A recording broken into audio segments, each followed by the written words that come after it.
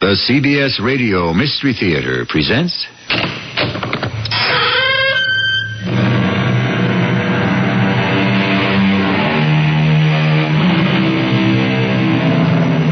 Come in. Welcome. I'm E.G. Marshall. I don't suppose that more pungent words have ever been voiced than those rebuking the disciple Peter when Jesus said to him, "For what doth it profit a man if he gain the whole world and suffer the loss of his own soul? What exchange shall a man give for his soul?"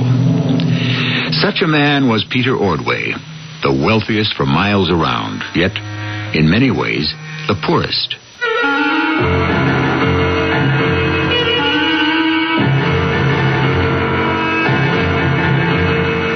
Our mystery drama, The Raft, was adapted from a story by Jacques Futrelle, especially for the Mystery Theater by G. Frederick Lewis, and stars Norman Rose and Marion Seldes.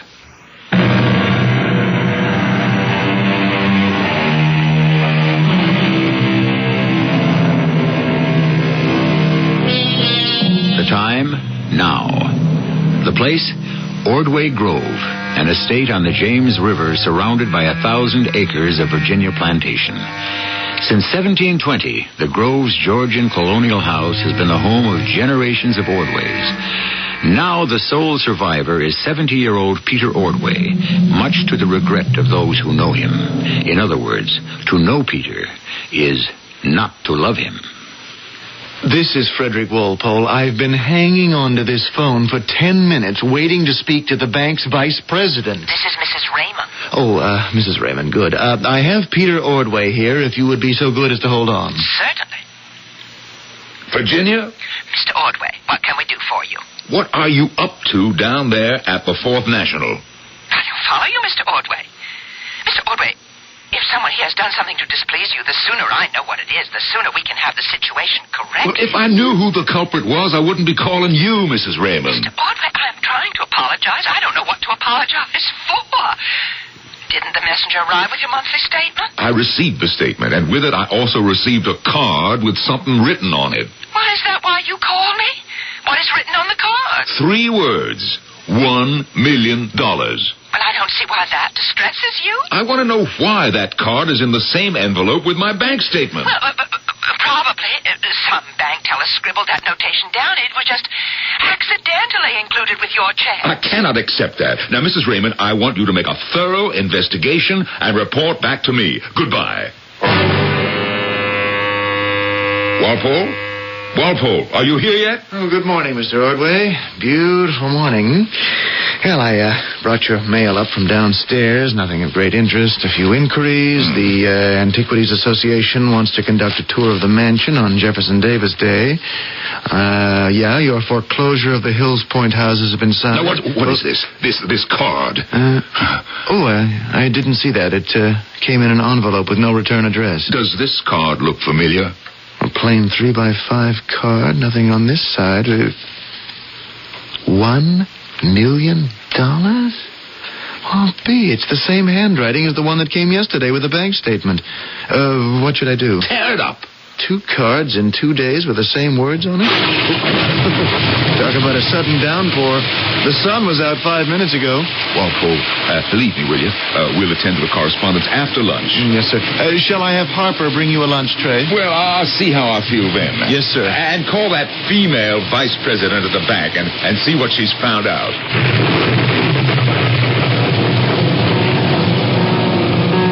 I hate water. I can't think when it's raining. The raft. We're on a raft on the high seas. Clothes wet through and through. How much longer is it going to be before we're picked up? How long can we hold out? Oh, if I could only forget all of that. Forget who was saved.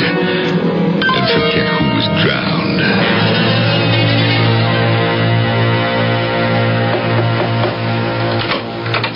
I brought you your lunch, Mr. Ordway. Lunch? Yes. Mr. Walpole said you'd be remaining upstairs. Has it stopped raining?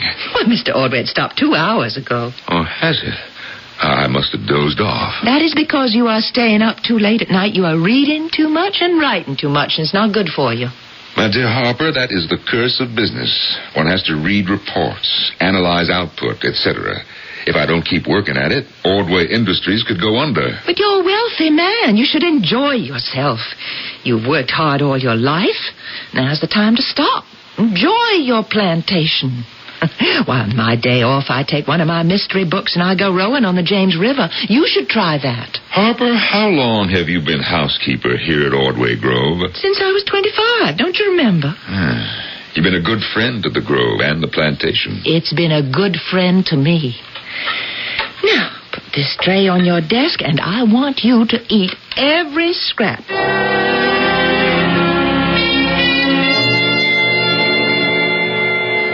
Harper, good morning. Didn't expect to see you dusting the hall furniture at 8 in the morning. Mr. Ordway, what in heaven's name are you doing downstairs so early? When you're my age, you don't need as much sleep. Has the mail come yet? At 8 o'clock? No, there's a new mailman. He takes his time. Why don't you go upstairs? I'll bring you some breakfast. Because I don't wish to. Don't wish to what? Go upstairs. I wish to see the mail when it arrives. You are a stubborn man. Yes, I am stubborn. Harper, why didn't you ever marry a pretty woman like you? Well, I suppose because nobody ever asked me. Besides, if I did marry, who would take care of you? You are more than any single sane person could handle. I suppose I should bring you a cup of coffee right here. Could I persuade you to sit on the bench? What for? Well, then you'll be out of the draft. It's cold this morning. I'll fetch the coffee. Warm you up. Who said anything about being cold? I'm not cold. That's what I told them. Who's cold? I'm not cold. It was freezing on that raft. November, December in the Atlantic. But I wouldn't show fear. I'm an Ordway. The disgusting spectacle of the six of them mooning for a cup of hot coffee. All right, one was a woman. But the others, people are such cowards when they're out of their element. Oh, 30, 40-foot waves. Not a ship to be seen day and night. Oh, saying they wanted coffee instead of saying their prayers. Here's your cup. Now drink it and give me some peace. Harper, you are the only person in the world I permit to talk to me like that. And where are you going? You know I don't take sugar and cream. I'm picking up the mail just been pushed through the slot. I'll leave it here on the table. No, on second thought, I shan't. I want you to drink that slowly and quietly, and then you may read your mail. You may remove the letters from the envelopes. Since that is Mr. Walpole's job, and your secretary doesn't arrive till 9 o'clock, am I asking too much to expect you to say, please, Mr. Ordway? Please, Harper, would you open my mail? I'm particularly interested if there's a letter containing a 3x5 card. You finish your coffee. I am perfectly capable of handling a letter opener. Well, this is your lucky day. I can't see why such an ill-tempered gentleman as you should get your wish, but here is your 3x5 card. Mr. Ordway, would you be careful of that china? Give me that card. Oh. You're as white as a sheet. What is it? No, I'm all right. I'm all right. Mr. Walpole, you arrived just in the nick. Mr. Ordway isn't well. I'm going to get him some water. Oh, what is it, sir? It's another one. Another one of the same. Why, that's 3 in 3 days. What does it mean? $1 million for what? For whom? Here. Now drink this water down, Mr. Ordway. I told you I hate water. Something to do with that card, Mr. Walpole. May I see it? 1 million. What do you suppose that means? It's the same handwriting as yesterday's, and the day before that. And the one slipped into my bank statement. And you have no idea what it means. What? None. Perhaps it's some kind of blackmail. Do you think we should call the police? No police. But if we don't go to the police or hire a private investigator, how are we ever going to find out why these cards have been sent to you? I don't care why. I want to know who sent them. Why, someone's at the front door. I'll go. Now, Mr. Ordway, let me bring you a soft-boiled egg and some toast.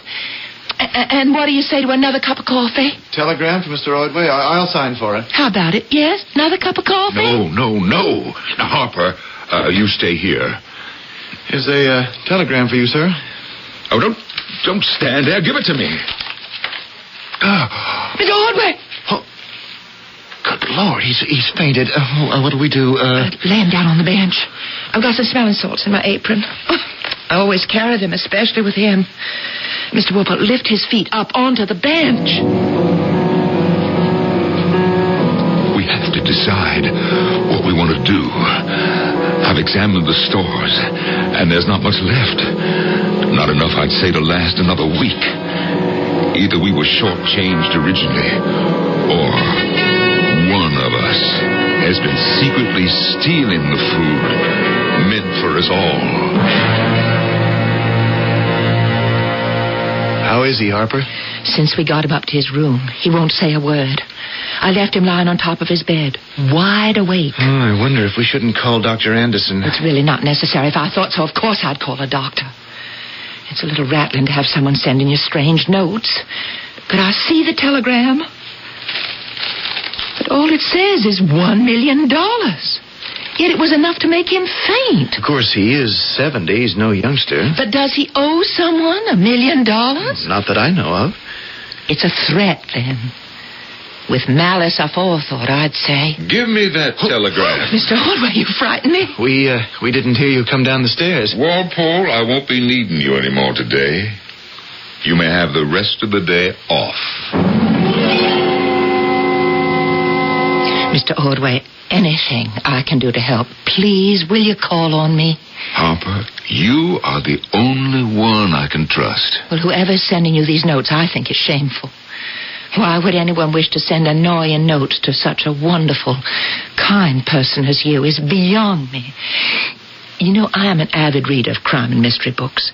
And as a rule, if someone receives messages or warnings of some kind, they either deserve it or it is a case of mistaken identity. I am completely in the dark about this. However, for the present, I don't wish anyone to do anything about this. Now, I'm going upstairs to rest. I'll answer. This is no time for you to be taking business calls. Hello? Hello? That's funny. There is someone at the other end, but they're not saying anything. Yeah, I'll pick up the extension over here. Hello? Ordway? Yes, what do you want? $1 million. Who are you? $1 million.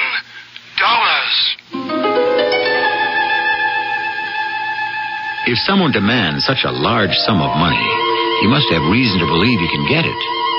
But what for? For services rendered? Possibly. And if payment is not forthcoming, what could be the penalty? The hard currency of ultimatums? Riches, says the Proverbs, shall not profit in the day of revenge. Is the threat revenge? To help you solve the puzzle, I shall return shortly with Act 2.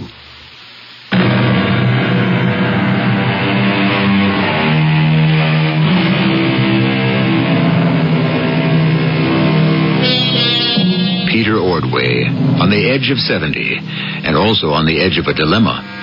He is being subjected to a barrage of demands for $1 million. His personal secretary, Walpole, has been ordered not to inform the police. However, his housekeeper, Harper, has a mind of her own and uses her day off to investigate. Mr. Ordway, what are you up to wandering about the front hall? Did Cook serve you up the luncheon I ordered? Well, I wasn't hungry. Isn't this your day off, Harper? You're entitled to a full day. It's only 3 o'clock. I had to come back to you and report to you the results of my investigation. Report what? The matter of the telegram. I hoped I might unearth a clue. After all, you can't send a telegram without someone in the telegraph office knowing who sent it. Well, I interviewed a manager in town, checked the records. Blind alley, as detectives would tell you. The message and the cash to cover delivery was put through the mail slot in the telegraph office. Where's Mr. Walpole? What? I sent him on an errand. Well, it's just as well I came back when I did. Was there another of the telephone calls? I mean, while I was out? Yes. Oh, the nerve. Makes me very angry. Mr. Ordway, he's fainted again. Cork! Oh, Cork! Help me get Mr. Ordway the whole bench. I'm going to call Dr. Anderson. I should have done it yesterday.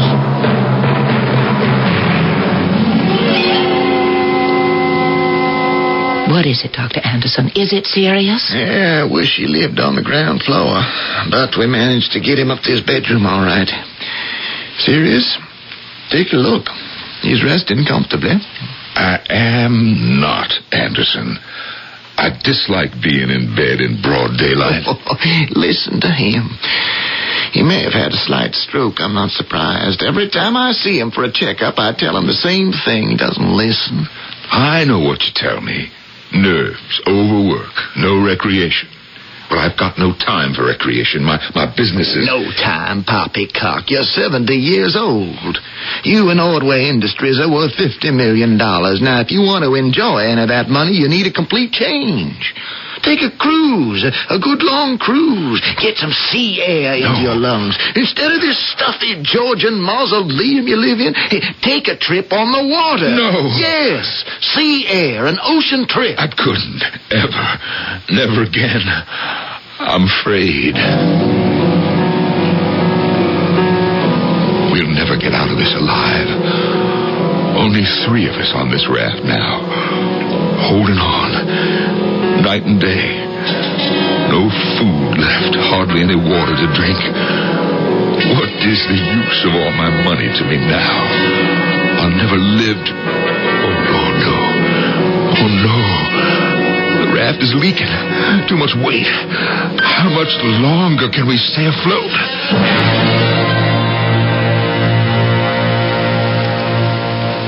Harper tells me you had a bad afternoon and Dr. Anderson was here.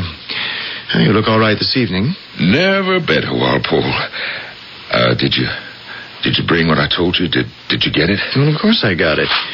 Here are the bullets, and here is the revolver. At 22. All right, Walpole.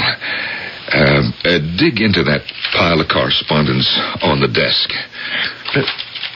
Mr. Ordway, are you loading that revolver? Well, it's not much use to me empty now, is it? Just, don't point it at me. Did you receive any more of those telephone calls? Yes, I did. And I invited the caller to join me here this evening. That person, the one who wants the $1 million? Told him the front door would be unlocked. To walk up 1 flight of stairs to find me. So, that's why you wanted me to buy the revolver. Man's home is his castle. It's his duty to protect himself. Come in, sir. I've been expecting you. Do close the door behind you. You haven't changed much, Ordway. I don't know you. I don't expect you to recognize me. I didn't have white hair and a white beard in those days. Who are you? You know who I am. We were together long enough on that raft. You haven't forgotten. Oh, that raft. I've come to collect the debt, Ordway. You received my little reminders, didn't you? Those cards. And the telegram. Sir, whoever you are... Walpole, pay no attention to the man and he'll go away.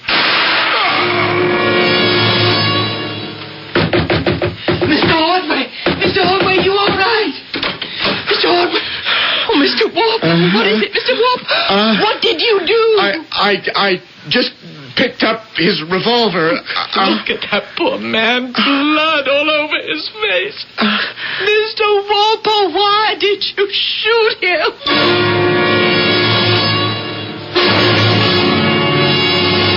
Mr. Walpole, my name is Detective Gower.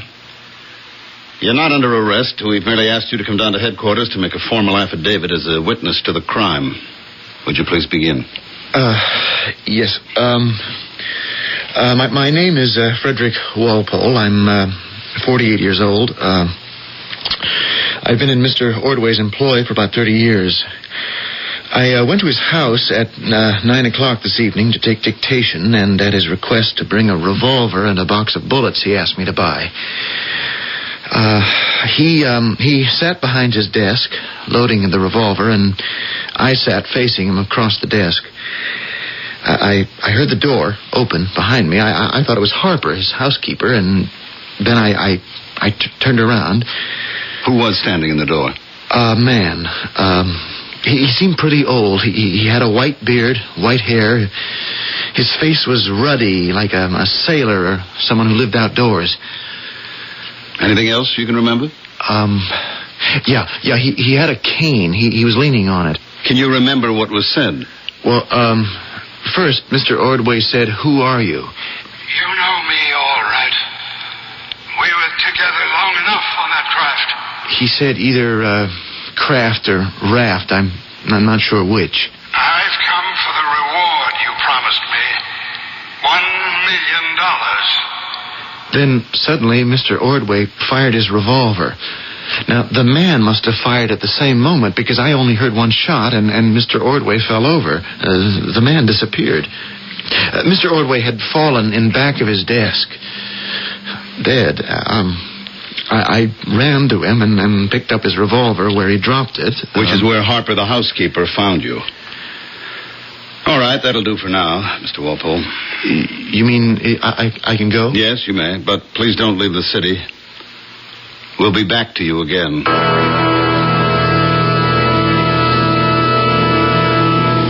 Yes, go on, Mrs. Harper. Is it Mrs. Harper or Miss Harper? Miss Harper, I'm afraid.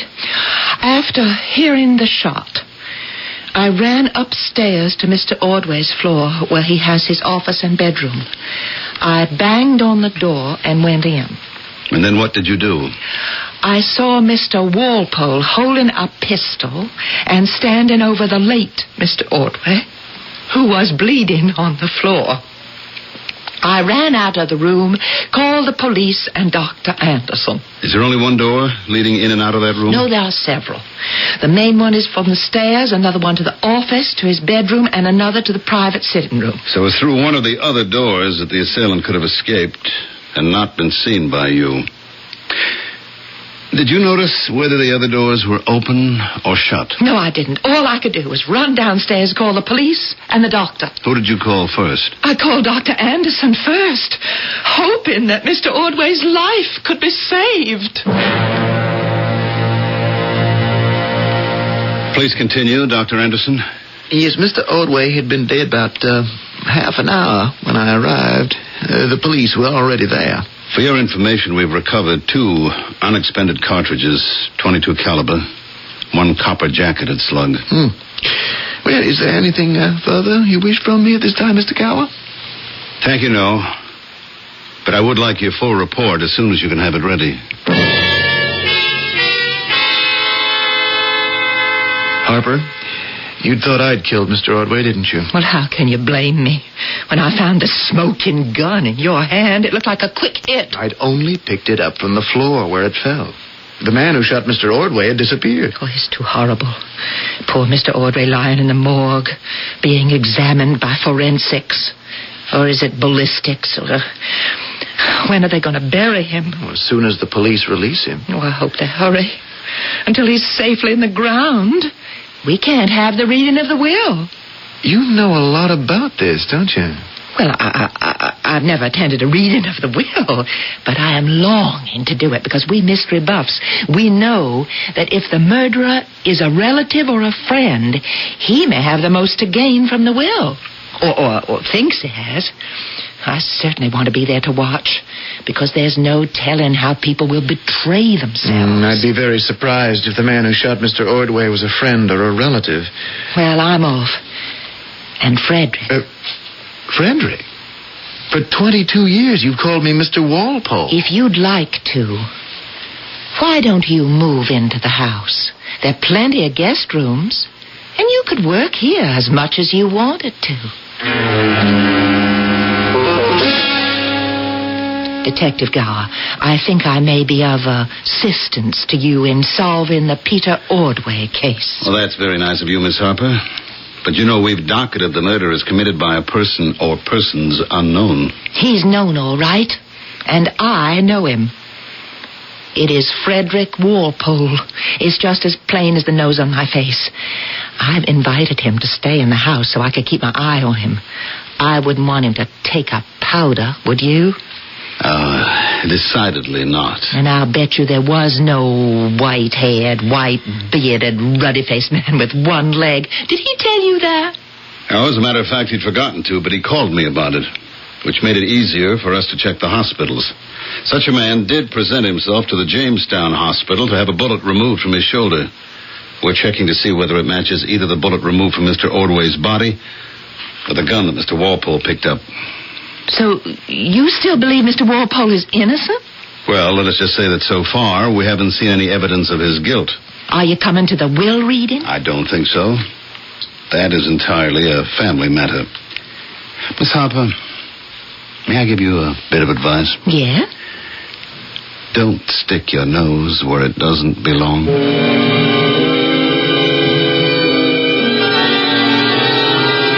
Dear Miss Harper, can't you just see her?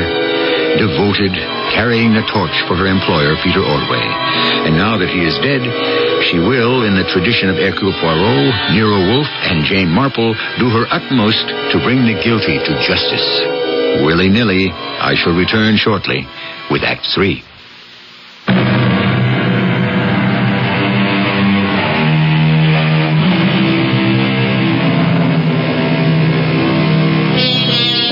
Scratch the surface of most people, and what you would find underneath would surprise you. Here is Peter Ordway, whose estate on the James River goes back 2.5 centuries, whose family was revered and respected.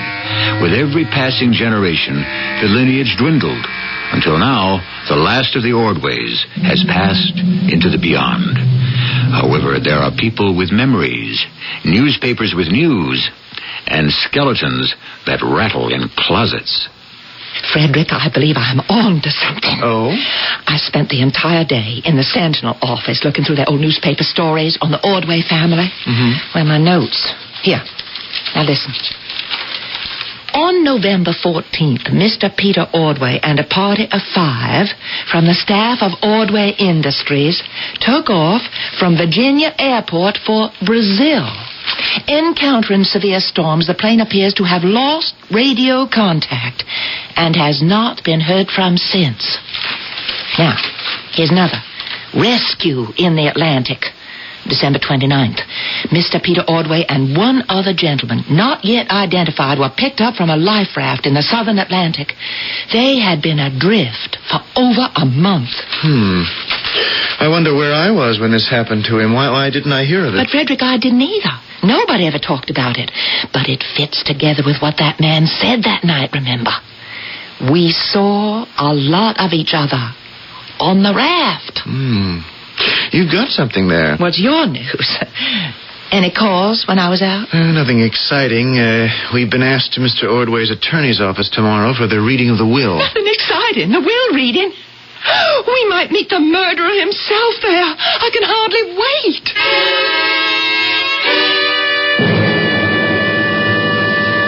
Well, look who's here. Detective Gower, I thought you weren't coming to the reading of the will. I'm glad that I did. It was very interesting. Fascinating. Congratulations to you, Mr. Walpole. Thank you. I was absolutely floored by Mr. Ordway's bequest to me. $50,000. I don't know what I'll do with all that money. Of course, compared to what he left you, Frederick, it wasn't so much, but I'm sure you deserved it. It was an interesting bequest, Mr. Walpole. An unconditional gift to you for your loyal service of $1 million. Well, it was news to me. I'm still in a state of shock. Then you won't take this news too hard. You're under arrest. You're arresting Frederick? On suspicion of the murder of Peter Ordway.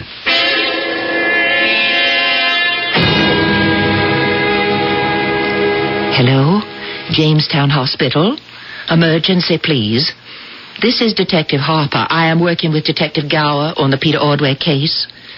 Oh, you're familiar with it? Good. Now, one of our men jotted down the address of that one-legged man with a white beard and white hair who came to emergency the night of the 15th to have a bullet removed. You handed the bullet over to ballistics. Would you please check on the address he put on the ledger? Oh, hold on, thank you. Got it? Fine, I'll take it down. Holderby Benjamin, 144 Steamboat Road. And a telephone given? Okay, we'll check into it.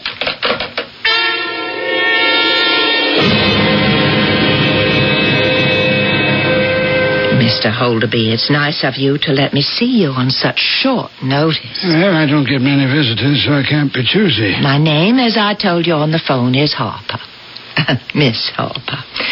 This is the first job I've had in the outside world for, quite a few years. Oh, you mean you're not a professional survey taker? Oh, my goodness, no, Mr. Holderby.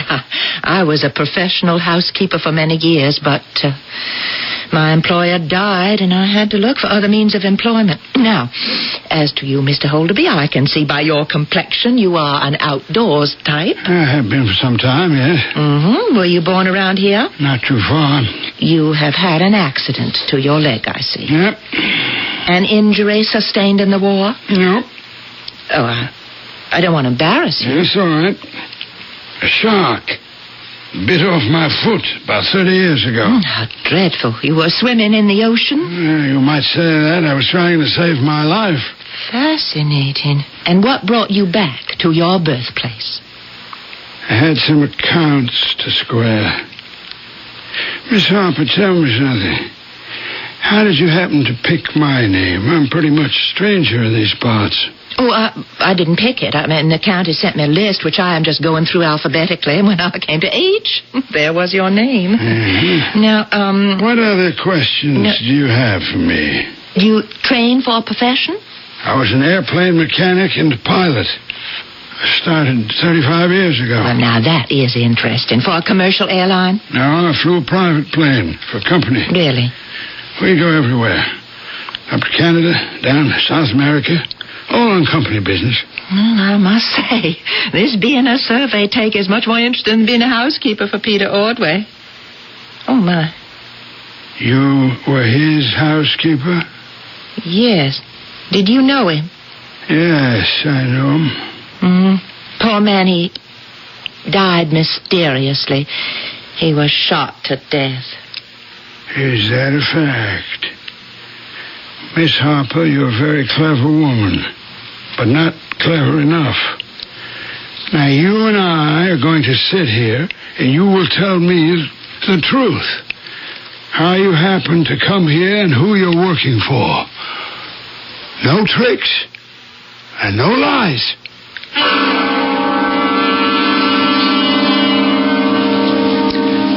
Mr. Walpole, I want you to tell me why you pretended the $1 million bequest was such a surprise to you. You don't believe I was surprised, Detective Gower? I know you weren't. I can only assume that you were paid for services rendered sometime during Mr. Ordway's life. All right. I'll tell you. But I am in no way confessing to anything. 30 years ago, I was 18. I had a small job with Ordway Industries in the contract department. Peter Ordway had planned a trip in the company plane to Rio to finalize a contract. At the last moment, the head of the department took sick, so I took his place. What time of year was this? Winter, November, not the best flying weather.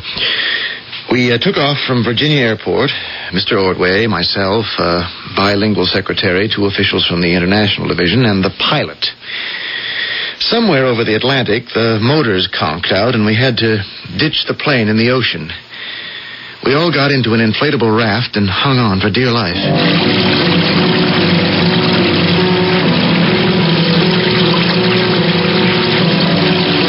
What's your name, young man? Frederick Walpole. I'm in your contract department, Mr. Ordway. Yeah, well, we've been on this raft for 3 days, and no one's spotted us yet. Oh, someone will show up, I'm sure. You're either an optimist or a fool. There's not enough food or water for 6 people. Hey, you, pilot, bend hold of me. Yes, Mr. Ordway? Take a look at the stores. Tell me how much is left. Ordway was right, Detective Gower. There was hardly enough provision for 3 people, let alone 6. The morning of the 15th day at sea, the 2 company men from the International Division disappeared. They'd fallen overboard during the night, or so I thought. We were down to quarter rations. Instead of 4 biscuits a day each, it was 1. 1 for Miss Hart, the secretary, 1 for Ben, the pilot, 1 for Ordway, and 1 for me. 4 days later, the girl disappeared. Yes, it's a darn shame. I can't understand it. How could she have fallen overboard last night? We've had such calm seas. She was a nice girl. Well, now let's take stock. Only 3 mouths to feed. Myself, you, and Ben. Walpole, sit a little closer to me. I want to tell you something. Now, you know I'm a rich man. Oh, yes, sir.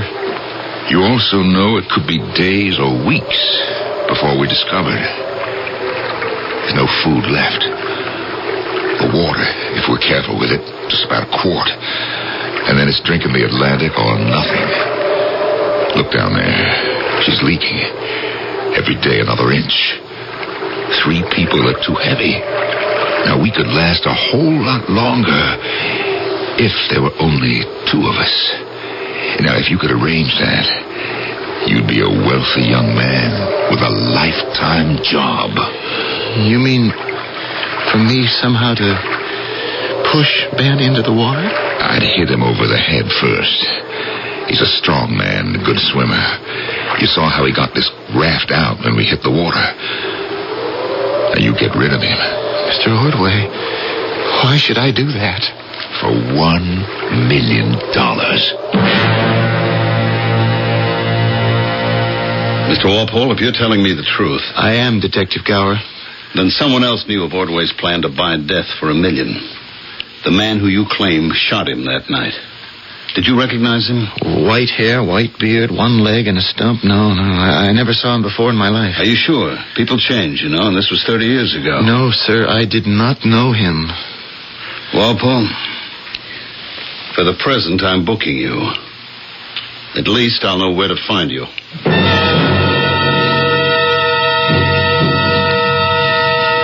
Miss Harper, you wanted to talk to the man who fired that gun. How could you shoot such a wonderful man as Mr. Ordway in cold blood? Not in cold blood. It was self-defense. The only difference between him and me was that my aim was better. How long are you going to keep me here? Don't know what to do with you. Haven't figured it out. Why did you want $1 million from him? Because Ordway owed it to me. Many years ago, I did him a favor. 1 favor? $1 million? That was the going rate. He never paid me. Ben Holderby, open the door. This is the police. Ben Holderby told me Ordway had offered him $1 million to do him a favor. And I'll bet it was to get rid of Walpole. Just as he offered Walpole $1 million to get rid of Ben. Yet both men are still alive. Miss Harper, I have an idea that you could precipitate some action here. If you don't object, I'll have Holderby and Walpole brought to the holding area and have them confront one another. Then I wouldn't be surprised if we didn't get to the bottom of this. I know you. You're the man who shot Mr. Ordway. You were so intent on him you didn't see me, but I saw you. He tried to kill me first. Your name's Holderby, isn't it? That's what it is. That voice. Where did we meet before? You met 30 years ago. Ben piloted the plane you and Mr. Ordway were on, Frederick. The one that went down. Frederick? You were that kid who worked for the company. Yes. I thought you were dead. Oh, I thought you were dead. I came to collect because Ordway promised me $1 million to get rid of you. Because 3 guys couldn't survive in that leaky raft without food. Well, he said the same to me. But that night I heaved you as far into the sea as I could. I never saw you again. I swam back under the raft, held on, and waited until you were asleep. Then I hit you with everything I had and dumped you overboard. I never thought you'd make it. I almost didn't. I saw those black fins heading for me. I thought it was all over. Sharks started snapping at me. Thank the Lord, a fisherman pulled me out before too much damage was done. And what about you? Well, 2 days later, Ordway and I were rescued. I know it sounds crazy, but I'm sure glad I didn't kill you. It's been on my mind for a long time.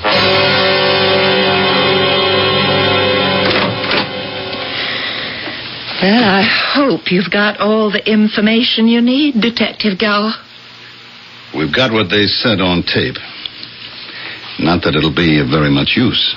Mr. Ordway must have suspected who was sending him the demands for the $1 million. That's why he sent Frederick to buy him a gun. Nobody guilty, I guess so. Except Mr. Ordway. Isn't there a saying about those who live by the sword die by the sword?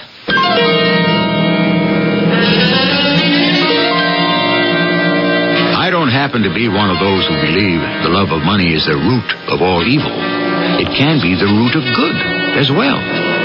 Used judiciously, it can bring security, satisfaction, and reward. Misused, it can cause death, as it did in the story of 2 men who were bribed to kill. In the end, the man who tempted them lost the very life he tried to preserve, his own. I shall return shortly.